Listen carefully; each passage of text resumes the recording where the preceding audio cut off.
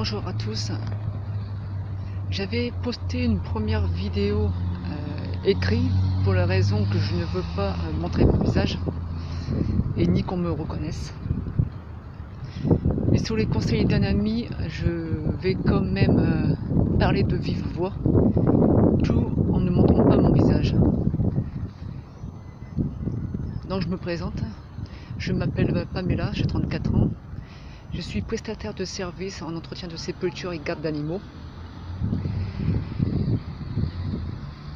J'ai appris il y a maintenant 2 ans que je souffre d'une discopathie protrusive.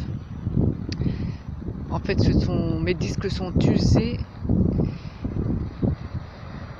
et compriment actuellement ma racine médulaire, la moelle épinière, ce qui me provoque des douleurs au niveau des cervicales qui s'intensifient jusqu'aux omoplates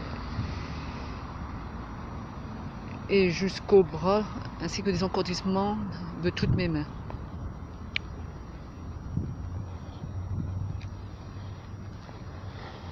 Sans compter que j'avais aussi, et je l'ai toujours, des mal de tête intenses.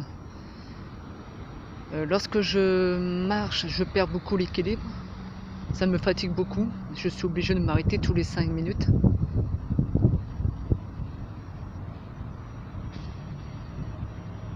J'adore écrire. J'ai écrit un livre que j'ai surnommé Discopathie, qui a eu beaucoup de critiques négatives, parce que je n'ai fait peut-être 5 pages. Mais vous savez, quand cette maladie vous empêche d'écrire et qui bloque votre bras, honnêtement, il est très difficile d'écrire pour moi sans avoir tous les jours des décharges électriques et des douleurs intenses. C'est ce que je ressens actuellement.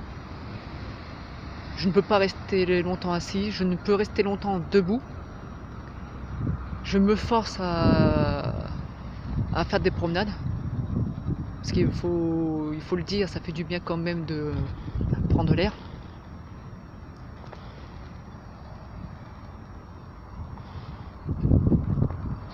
Le plus dur, c'est les regards des gens qui vous fixent. Et croyez-moi, après ça, vous n'avez plus envie de sortir. Et c'est pas une bonne idée. Lorsque je suis en crise, comme je vous l'ai expliqué précédemment, j'ai mon bras droit qui se bloque. Parfois, c'est les deux. Ce qui fait que dans la vie de tous les jours, j'ai des difficultés pour me lever, me laver, m'habiller, manger, faire la cuisine. Quand je ne suis pas en crise, quand j'essaye de cuisiner, par exemple, on va dire éplucher, c'est difficile pour moi. Tenir une casserole dans les mains, c'est très difficile. Porter une carafe d'eau, c'est aussi difficile.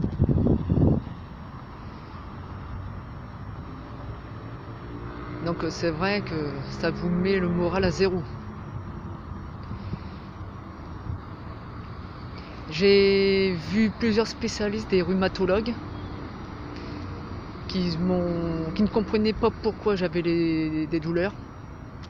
Donc on va dire qu'au début j'ai été traité pour une tendinite.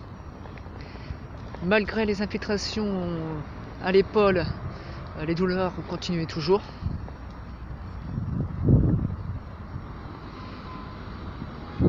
Donc il a décidé de me faire passer une IRM qui m'a décelé cette discopathie avec une empreinte minime au début. Ensuite, mes douleurs étaient de plus en plus fortes, je ne dors plus. Quand j'arrive à dormir, c'est peut-être 3 heures par nuit.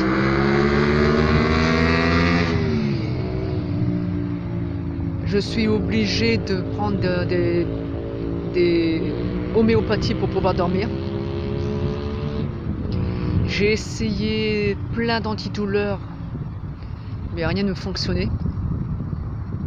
J'ai vu un neurologue qui disait que je n'avais aucune compression, que les tests n'étaient pas négatifs.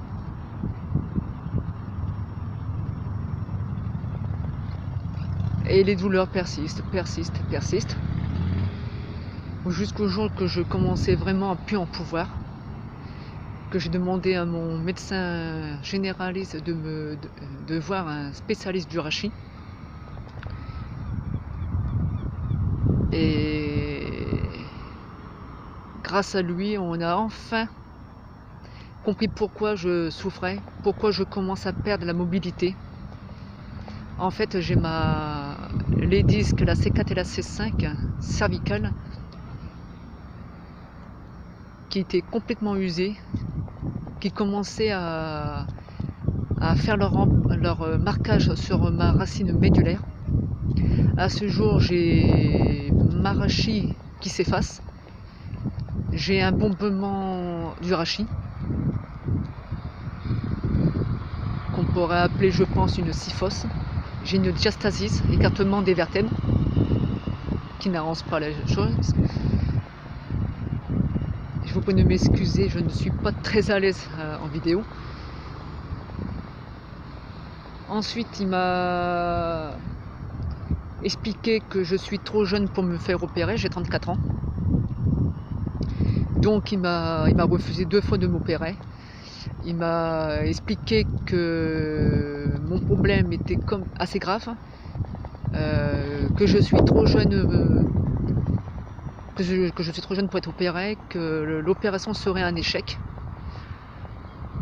que même sans tenter l'opération, soit je me réveille et j'aurai toujours les douleurs, soit je ne me réveille plus, ou soit je serai paralysé. Mais on ne sait pas si ça va être paralysé que des 2 jambes ou des 4 membres. Donc ce qu'on appelle la tétraplégie. J'ai effectué 2 infiltrations sous scanner qui m'a soulagé 1 semaine et demie. Quelques mois après, j'ai commencé à refaire ma dernière infiltration. J'ai revu mon chirurgien en avril. Il m'a dit que malheureusement il n'a plus le choix de m'opérer, parce que malheureusement j'ai ma rachis complètement effacée, que ça commence à avoir une empreinte sur la moelle épinière.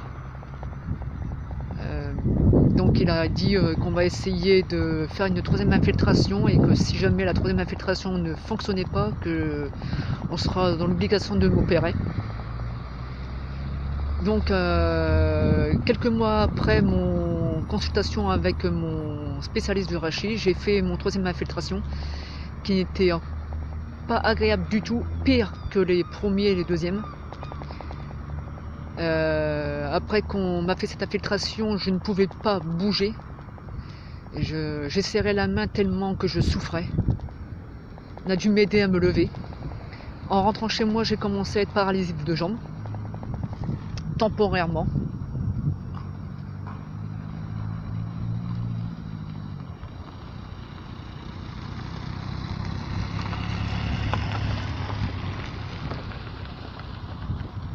Ça a duré 20 minutes.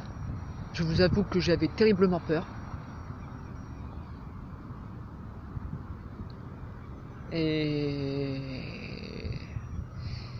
tout ce que je sais, c'est que l'opération, ce sera une arthrothèse. En fait, si j'ai bien compris, on va m'enlever la C4 et la C5. On va me mettre des plaques et des vis pour soutenir la colonne vertébrale cervicale. Après avoir vu des témoignages sur les réseaux sociaux, tout le monde s'est fait opérer et tout s'est très bien passé. Donc je me suis dit, si ça s'est bien passé pour tout le monde, pourquoi pas moi, qui ne risque rien à rien. De toute façon, si je me fais pas opérer, quand on ne sait pas, ça peut être un jour, une semaine, un mois, 1 an, 2 ans, 3 ans, 4 ans, 5 ans, on ne sait pas. De toute façon, je risque un arrêt respiratoire et dans tous les cas, je serai paralysée. Alors, je me suis dit, bah, on va tenter pour le tout de me faire opérer, puis on verra bien ce qui se passera. Mais je vous avoue que j'ai terriblement peur. Je vais pas vous le cacher, je n'ai plus honnêtement, je n'ai pas quand j'ai appris cela, je n'avais plus le goût de vivre. Pour moi, j'étais bonne à aller dans une décharge. Et honnêtement, j'ai retrouvé goût à la vie grâce à des amis en or que j'ai fait la connaissance sur les réseaux sociaux. Des gens géniaux qui m'ont dit écoute, bats-toi, laisse pas tomber. J'ai aussi trouvé le goût grâce au livre Lié pour la vie, écrite par une actrice talentueuse, Laetitia Milo, que j'admire énormément.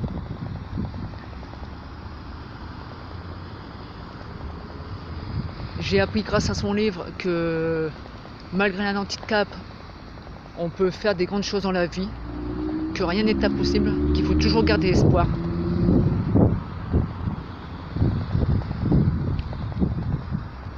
Grâce à elle, j'ai retrouvé grâce à elle et aussi grâce à son courage, parce que c'est une femme courageuse.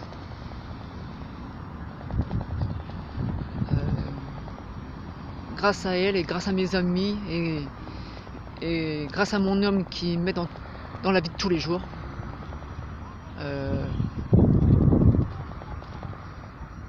Honnêtement, j'ai retrouvé le goût de vivre et le goût de me battre. Et c'est aussi pour mon homme et pour mes amis que j'ai décidé, malgré l'échec, malgré qu'il m'arriverait quelque chose, de quand même tenter l'opération. Je m'excuse par avance que cette vidéo soit longue. Si jamais vous aussi vous êtes dans mon cas, que vous avez eu des opérations d'arthrodèse ou autre, ce serait génial que vous m'en parliez en commentaire. Sachez que j'ai écrit un e-book qui s'appelle Ma vie avec ma maladie invisible. D'accord, il est court, mais malgré mes difficultés, j'ai réussi à l'écrire. Je sais qu'il y aura beaucoup de personnes qui vont le critiquer, mais l'important c'est que je l'ai fait et je suis fière de moi.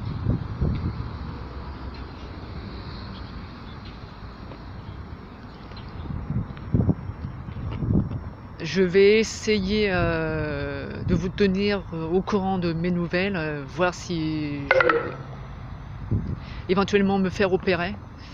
Et si je me fais opérer, je vous dirai comment ça s'est passé et mes ressentis et mon témoignage. Je vous souhaite à tous une bonne soirée et à bientôt.